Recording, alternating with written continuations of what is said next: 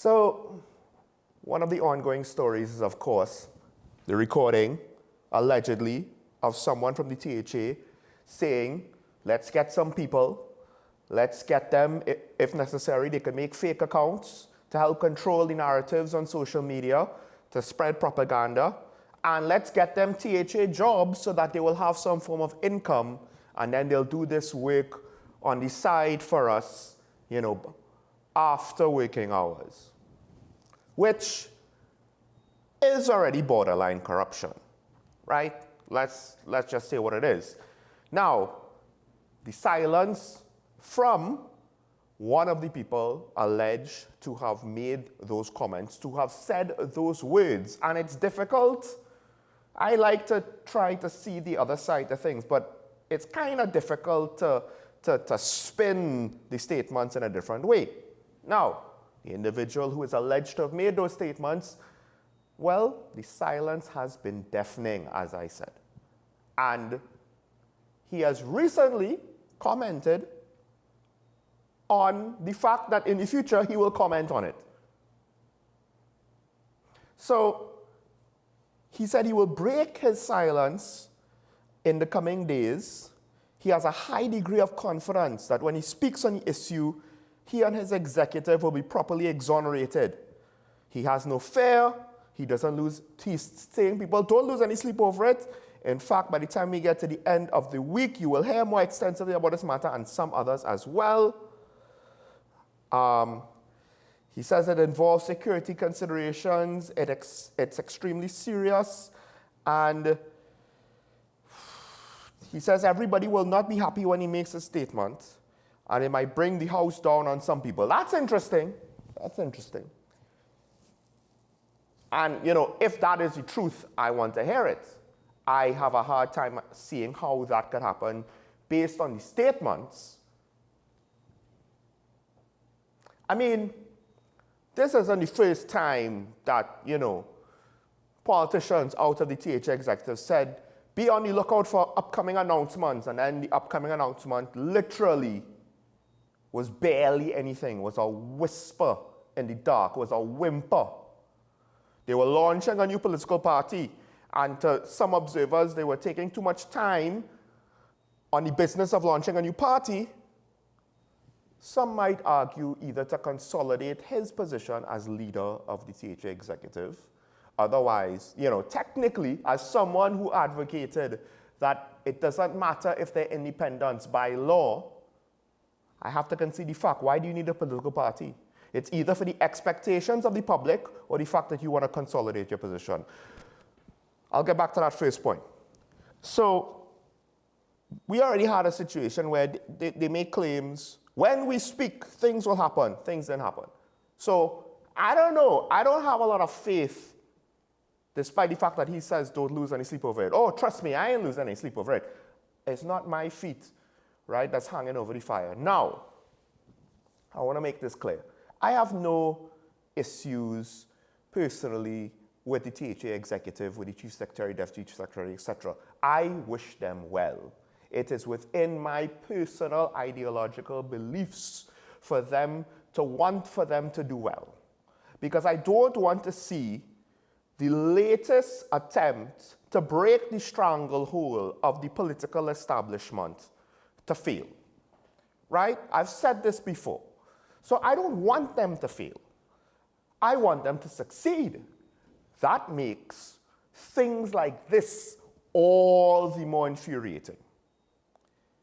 The part that makes it especially infuriating is when he was reported to have said,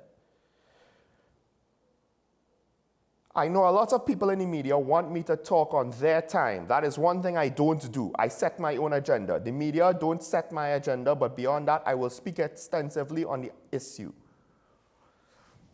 Now, Talking Point is a show that is an equal opportunity critic. That's what we do on this show. We don't favor anybody, right? So we have had situations before. I believe there was at least one time when the opposition leader did it, and multiple times when the prime minister did it, where they blamed the media, where they didn't like the media coverage about something, right? In fact, I am sure when I say one time with the opposition leader that I could remember, that I spoke on the record, I believe it was sometime last year. So when those situations came up in the past, we criticized the involved parties because of it. Is it now fair or unfair to criticize you about this? Because it's not about our timing. Remember, what did I say? The only reasons to have a political party in the THA is to consolidate your position, but the first reason I gave was because you were, responding to the demands of the electorate. And it's not the media that's demanding you to speak on this. It's the voters. If the voters didn't care, then the media could do all they want to try to push an agenda. At some point, it ain't gonna work. And the media and TNT, folks, let's be real. Compared to other nations, our media is quite tame. Quite tame. One could argue that the media is in fear of people in power because they don't want to lose access, but that's besides the point. You ain't being really challenged on anything, buddy. This is playground level difficulty of political challenges, right? You have a tape that sounds really bad. It's very, very difficult for anybody to think of even any alternative plausible scenario, and you're silent on it. And then you want to take umbrage to the fact that we want you to speak on it. No one is blaming you for anything yet. You could control how you speak about it. You could, yes, control the timing of it, but 21 days later is kind of long. Well, 20 plus days later. So, more and more, I am concerned that we are really seeing the negative sides of inexperienced people in political office, of being voted in, of facing the challenges that they apparently, it seems as though they thought they were ready for it, and now they're proving themselves to be completely unprepared for it. And again, I still want them to succeed. But let's be real. Statements like that potentially undermine the media. Don't tell the media how to do their job, especially when you yourself seem to be very much oblivious to how to do some of the basic functions of your job. We ain't even talking about the stuff with regards to the office of Chief Secretary. I'm talking about how to be a politician 101. This is straight out of the playbook of the other political parties. Blame somebody else. Blame the media. Take no responsibility. Make a lot of promises. Talk a lot of bluster. How is this any different to your own political opponents? You have now arrived. You are in the hot seat. Nobody else is in the hot seat in Tobago. Of course the dynamics are going to change because you are the one setting policy or lack thereof. Be straightforward to the people. When you started off well. I don't know what happened that you went off the rails, but buddy, I ain't gonna lie, your inexperience in politics grew up real fast because you are literally killing my hopes to see the political environment of this nation improve. Because people are gonna just default back to what is comfortable, what they already know, regardless of how much they complain about it. We have already heard on this show people say that I voted for the PDP, but next year I go vote for the PNM.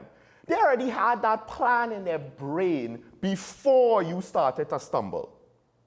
This is not helping.